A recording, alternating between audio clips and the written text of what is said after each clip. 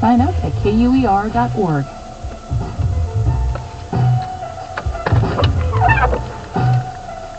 Support for NPR comes from NPR member stations and from C3 IoT, providing a software platform that brings machine learning, big data, and cloud computing to industrial-scale predictive analytics and IoT solutions.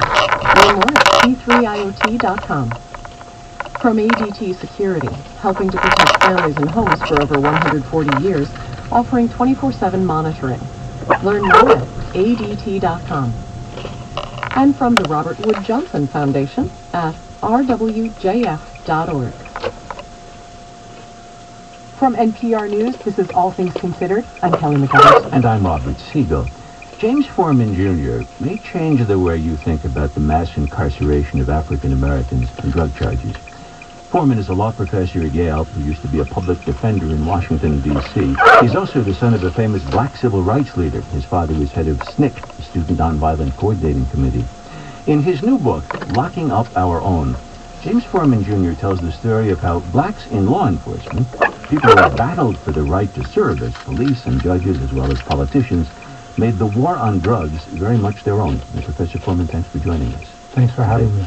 You start your book with an observation of the trial of a young man who's charged with possessing a handgun and a very small quantity of marijuana. When he was sentenced, he was dispatched with a denunciation from the bench that he not only had violated the law, he had undermined the entire civil rights movement.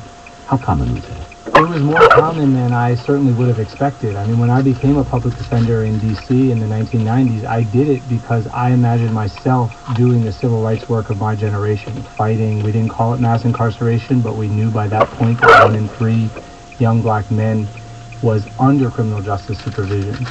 And so when I go to court in that case, and I have a judge who tells my client, young man, Martin Luther King fought and died for your freedom. And he didn't fight and die for you to be out there running and thugging and carrying a gun. That, for me, was really kind of the wake-up moment that there was a story that needed to be told. It's a black judge. Black judge. And it may very well have been a black police officer who had busted the young man. And by the time you were representing drug offenders, there were lots of black cops and soon black police chiefs around the country. As you described it, those men had broken color lines. They'd fought to be treated equally. And they're a part of the story of black empowerment that we often forget about. It's true that in the 1970s, with the decline of formal Jim Crow, the work that my father and so many others contributed to, these new cast of black characters come into office. They're incredibly constrained. Like, there's only so much they can